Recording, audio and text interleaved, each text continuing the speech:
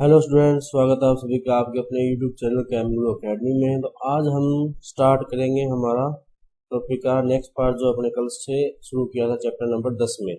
और अगर आपने अब तक हमारे सोशल मीडिया चैनल को ज्वाइन नहीं किया तो ज़रूर ज्वाइन कर लेना। तो चलिए शुरू करते हैं। आज हमारा जो टॉपिक रहेगा वो रहेगा कार्बोहाइड्रेट। क्या रहेगा? कार्बोहाइड्रेट। क्लियर होगी बात?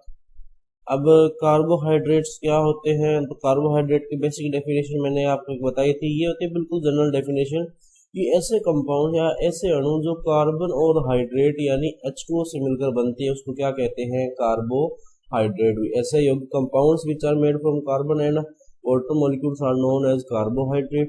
एक इसकी डेफिनेशन और आती है, ध्यान देना बच्चों इसमें, कि ऐसे यौगिक जिसमें बहुत सारे हाइड्रोक्सी समूह होते हैं यानी बहु हाइड्रोक्सी समूहों का समूह होते हैं और साथ में उसमें कोई ना कोई एल्डिहाइड या कीटोन जैसा कोई क्रियात्मक समूह जुड़ा होता है। क्लियर होगी बात? So the compound having more than one hydroxy समूह है, hydroxy group and with aldehyde और कीटोनिक ग्रुप। सो ये बेसिकली डेफिनेशन होती है। बाकी आप जो ये डेफिनेशन मिल सकते हो, compound made from carbon and hydrates और water are known as carbohydrate. अब अगर अपने बात करें कार्बोहाइड्रेट की क्लासिफिकेशन की, तो कार्बोहाइड्रेट का जो वर्गीकरण है वो देखो किस प्रकार से किया जा सकता है। कार्बोहाइड्रेट, तो कार्बोहाइड्रेट में सबसे पहले आते हैं मोनोसेकेराइड। आते हैं मोनोसेकेराइड, ध्यान रखना इंग्लिश में भी यही नाम होगा, मोनोसेकेराइड। दूसरे आएंगे इसके अंदर डाइसेकेराइड। थर्ड इसके अंदर जो आएंगे वो आएंगे ट्राइसेकेराइड। फिर आएंगे इसमें टेट्रासेकेराइड और लास्ट इसके अंदर जो आएगा वो आएगा पेंटासेकेराइड। अब इसमें अगर अपने बात करें तो जो मेन इसमें एक्सपेंशन दिया गया है इस चैप्टर में अपने, वो दिया गया है मोनोसेकेराइड और डाइसेकेराइड। मतलब इसके बारे में डिटेल से बात करी है उसने।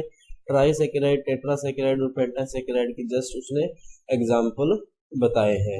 तो सबसे पहले बात करें मोनोसेकेराइड की, तो मोनोसेकेराइड क्या होते हैं? ऐसे कार्बोहाइड्रेट जिसमें एक शर्करा का अणु होता है या सिंगल मॉलिक्यूल ऑफ शुगर होता है, या उसका ये भी कह सकते हैं कि ऐसे कार्बोहाइड्रेट जिसको और ज्यादा सरल मोनोसेकेराइड में नहीं तोड़ा जा सकता। Compounds which can not be dissected in simpler monosaccharide. Second one is disaccharide. Disaccharide means two monosaccharides. Disaccharide का मतलब क्या हुआ? ऐसे कार्बोहाइड्रेट जो दो मोनोसेकेराइड से मिलकर बने होते हैं। Carbohydrates which are made from two monosaccharides are known as disaccharide. Trisaccharide में भी सेम, जो तीन मोनोसेकेराइड से मिलकर बने होंगे। टेट्रासेकेराइड में भी सेम, जो चार मोनोसेकेराइड से मिलकर बने होंगे। और इसी तरह पांच में क्या होगा? जो पांच मोनोसेकेराइड से मिलकर बने होंगे। ध्यान रखना, वर्ड पे फोकस करना, यहाँ पर सेकेराइड आ रहा है। क्लियर होगी बात? तो मोनोसेकेराइड जिसमें एक शुगर मॉलिक्यूल होता है, डाइसेकेराइड जिसमें दो शुगर के मॉलिक्यूल यानी अणु होते हैं, तीसरा यानी जिसमें तीन शुगर के मॉलिक्यूल, चौथा जिसमें चार और पांच पेंटा जिसमें पांच मोनोसेकेराइड के मॉलिक्यूल होते हैं। अब अगर अपने एग्जांपल की बात करें, जैसे ग्लूकोज हो गया, फ्रक्टोज हो गया, उसके अलावा जो राइबोज हो गया, ये सारे एग्जांपल हैं किसके? मोनोसेकेराइड के। डाइसेकेराइड का एग्जांपल मैं बताऊं तो जैसे सुक्रोज हो गया या माल्टोज हो गया, ये सारे किसके एग्जांपल हैं? डाइसेकेराइड के। उसके बाद में अगर अपने बात करें ट्राइसेकेराइड की, तो देखो ट्राइसेकेराइड का क्या एग्जांपल होगा? ये रेफिनोस और नेक्स्ट इसके अंदर आएगा स्टेकियोस। एग्जांपल ध्यान रखना, इसके अंदर क्या आएगा बच्चों? स्टेकियोस। और इसके अंदर जो एग्जांपल आएगा पेंटासेकेराइड के अंदर, वो आएगा वर्बेस्कोस। क्या आएगा? वर्बेस्कोस। तो ये एग्जांपल हो गए कार्बोहाइड्रेट के। अब एक दो बातें कार्बोहाइड्रेट के बारे में और ध्यान रखना कि कार्बोहाइड्रेट का जो सामान्य सूत्र होता है, सामान्य सूत्र वो क्या होता है? CxH2O Y। और उसके अलावा अगर अपने बात करें तो इसमें जो अणु लगन लगता है अनुलग्न कह लो या नाम के लास्ट में जो शब्द लगता है वो क्या लगता होता है, ओस लगता है।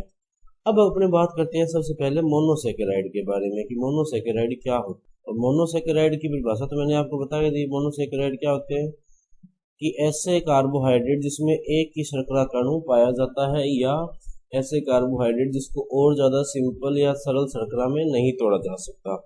अब मोनोसेकेराइड के अंदर भी 3-4 प्रकार के आते हैं। देखो कैसे। मोनोसेकेराइड के अंदर सबसे पहले आता है ट्राइओस। क्या आता है, ट्राइओस। देखो भाई क्या होते हैं ये ट्राइओस। अगला जो इसके अंदर आता है वो आता है टेट्रोस। क्या आता है, टेट्रोस। फिर आता है पेंटोस और फिर इसमें लास्ट जो आता है वो कौन सा आता है, हेक्सोस। क्या होते हैं इसके बारे में बात करते हैं अपने। ट्राइओस वो मोनोसेकेराइड होते हैं जिसके अंदर 3 कार्बन होते हैं। टेट्रोस वो मोनोसेकेराइड्स होते हैं जिसके अंदर 4 कार्बन होते हैं। पेंटोस वो मोनोसेकेराइड होते हैं जिसके अंदर 5 कार्बन। और हेक्सोस वो मोनोसेकेराइड होते हैं जिसके अंदर 6 कार्बन। और ये सबसे इंपॉर्टेंट है। तो ट्राइओस क्या होगा, monosaccharide with 3 carbon. Tedros monosaccharide with 4 carbon. Pentose monosaccharide with 5 carbon and hexose monosaccharide with 6 carbon. इसमें सबसे इंपॉर्टेंट जो है वो हेक्सोस है क्योंकि इसी की डिटेल जो है सबसे ज्यादा दी गई है।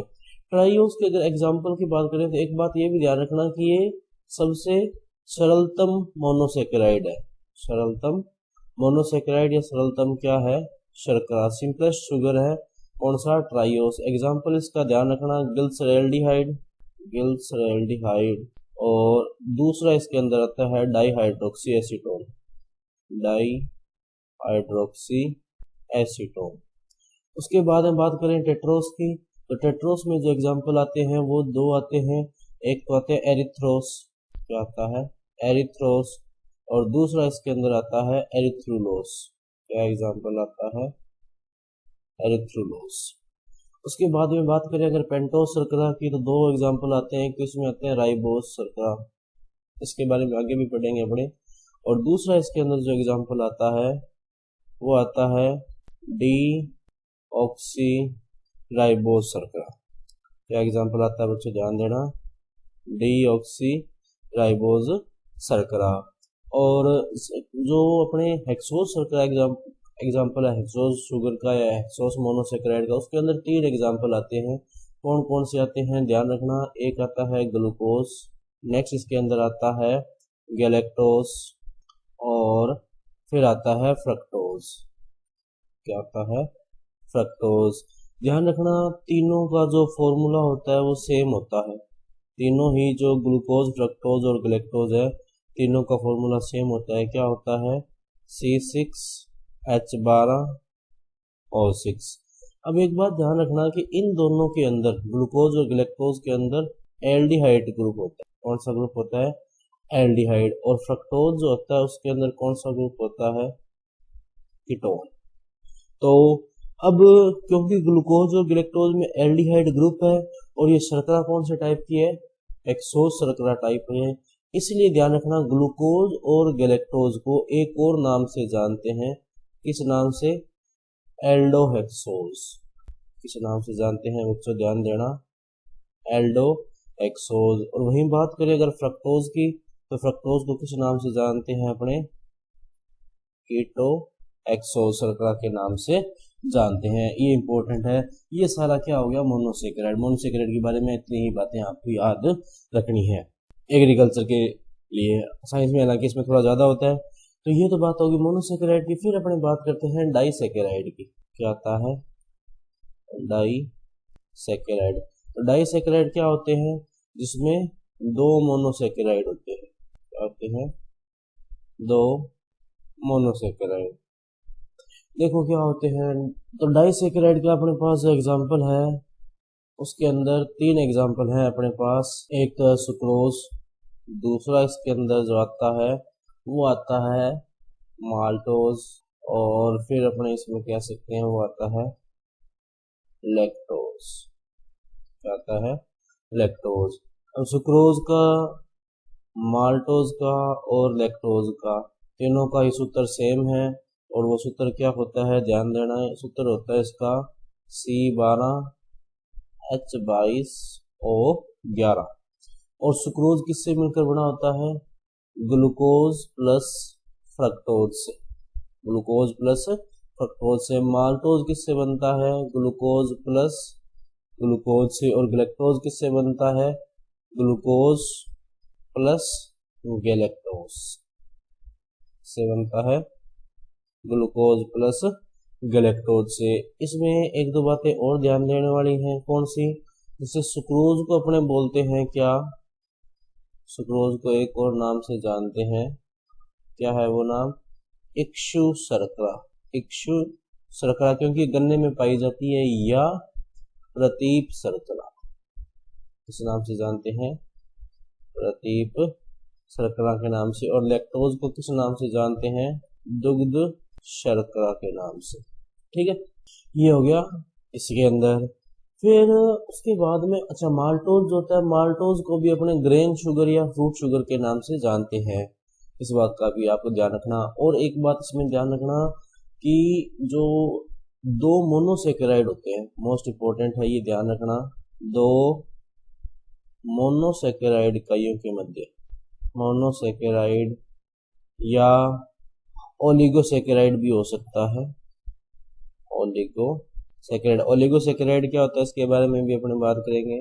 ओलिगोसेकेराइड के मध्य बंध जो होता है, मध्य जो बंध पाया जाता है वो बंध कौन सा होता है बच्चों? ध्यान देना, मोस्ट इंपॉर्टेंट है ये आपके लिए। उस बंध का नाम होता है ग्लाइकोसिडिक बंध। क्या नाम होता है? ग्लाइकोसिडिक बंध। मोस्ट इंपॉर्टेंट है ये ध्यान रखना। दो मोनोसेकेराइड इकाइयों के मध्य जो बंध पाया जाता है उसको क्या कहते हैं? ग्लाइकोसिडिक बंध कहा जाता है। तो ये हो गया अपने क्या? डाइसेकेराइड। और उसके बाद मैंने आपको बताया था कि जो ट्राइसेकेराइड है उसके अंदर तीन होते हैं। एग्जाम्पल ध्यान रखने, रेफिनोस, फिर टेट्रासेकेराइड और फिर पेंटासेकेराइड। अब ये जो कार्बोहाइड्रेट का वर्णन किए हैं अपने, ये इसमें दो टाइप के सेकेराइड आए हैं। एक तो मोनोसेकेराइड आ गए, एक कौन से आ गए? ओलिगोसेकेराइड। अब ये क्या होते हैं? तो कार्बोहाइड्रेट का वर्गीकरण एक और तरह से किया जा सकता है, देखना कैसे। ये कार्बोहाइड्रेट है, कार्बोहाइड्रेट एक तो होते हैं मोनोसेकेराइड। क्या होते हैं? मोनोसेकेराइड। एक इसके अंदर आते हैं ओलिगो, कौन से आते हैं? ओलिगोसेकेराइड। और थर्ड इसके अंदर आते हैं पॉलीसेकेराइड। अभी अगर अपने ध्यान से देखें तो अपने मोनो और ओलिगोसेकेराइड कर चुके हैं। मोनोसेकेराइड देखो ये यहाँ पर किए थे अपने, ये हो गए सारे मोनोसेकेराइड। फिर ओलिगो जहाँ पर ये मैंने बताया है ना जो आपको, डाइसेकेराइड, ट्राइसेकेराइड, टेट्रासेकेराइड, पेंटासेकेराइड, ये सारे क्या है? ओलिगोसेकेराइड। तो मोनोसेकेराइड का तो अपने को पता ही है कौन सा, इसमें एक शर्करा या एक शुगर का मॉलिक्यूल होता है। ओलिगोसेकेराइड होते हैं जिसमें 2 से 10 जो होते हैं वो शर्करा या शुगर के अणु होते हैं। और पॉलीसेकेराइड क्या होते हैं? जिसमें 10 से ज्यादा शर्करा के अणु होते हैं, उसको क्या कहा जाता है? पॉलीसेकेराइड। अब बात करेंगे अपन किसकी? पॉलीसेकेराइड की। क्या होते हैं पॉलीसेकेराइड? वो देखो, पॉलीसेकेराइड, पॉलीसेकेराइड की पहली तो परिभाषा आएगी। परिभाषा क्या होती है? जिसमें 10 से ज्यादा मोनोसेकेराइड या ओलिगोसेकेराइड हो। मोनो या ओलिगोसेकेराइड जिसके अंदर होते हैं उसी को क्या कहा जाता है? पॉलीसेकेराइड। अब पॉलीसेकेराइड का वर्गीकरण देखो कैसे होगा। पॉलीसेकेराइड के अंदर दो आते हैं, एक तो आते हैं सरल पॉलीसेकेराइड और दूसरा आता है कौन सा? जटिल। दूसरा कौन सा आता है? जटिल पॉलीसेकेराइड। अब सरल पॉलीसेकेराइड कौन कौन से हैं देखो।